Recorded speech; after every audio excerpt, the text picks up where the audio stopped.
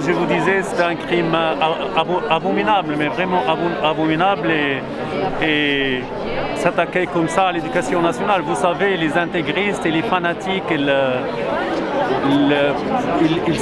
sont partout dans le monde, ils combattent tout ce qui est l'éducation et la justice, et notamment en Algérie. D'ailleurs, vous vous rappelez, en Algérie, dans les années 90, ils ont commencé par assassiner et les intellectuels et les enseignants. Après, c'était un massacre de masse, mais ils ont commencé par cette frange de la société. Et voilà, en France, on arrive, toute proportion gardée, à la même situation. Et c'est la situation, c'est la pire des situations de s'attaquer à un professeur. Et la pire des situations, c'est de refuser la transmission. Vous savez, l'assassin, il refuse la transmission, il refuse le débat, il refuse l'échange. Alors que le professeur, elle est là pour la transmission, pour l'échange, pour l'élévation de ses élèves. Et moi, je crois que ce professeur, c'est d'une honnêteté intellectuelle implacable.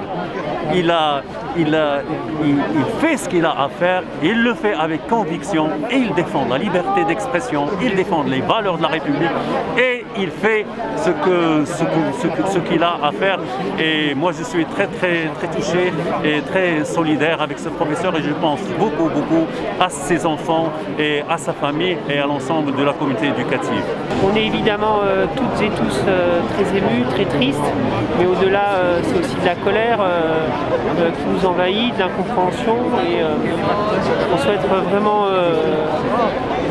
agir pour que jamais ça arrive, notamment qu'on ait davantage de soutien, de formation, nous les enseignants et les enseignantes, mais aussi la société, toute cette frange de la société qui agit soit définitivement tuée et qu'on n'entend plus parler.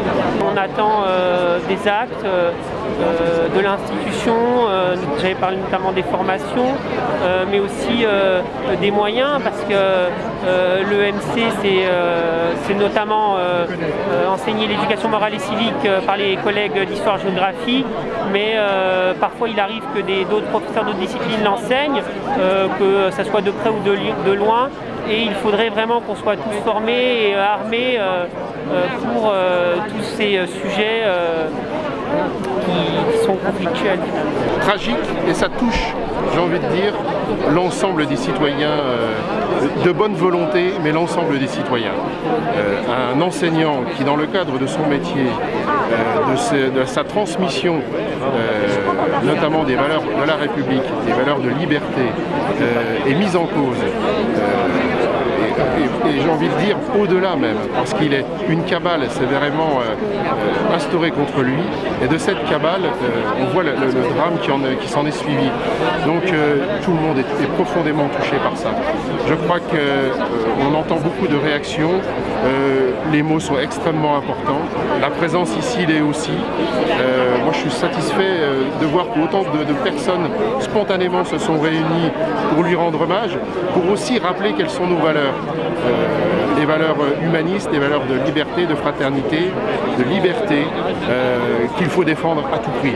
Après, il va falloir aussi trouver peut-être après les mots des réponses. Ce n'est pas simple. Je crois qu'il y a toute une chaîne qui s'est mise en place, qui a amené au drame.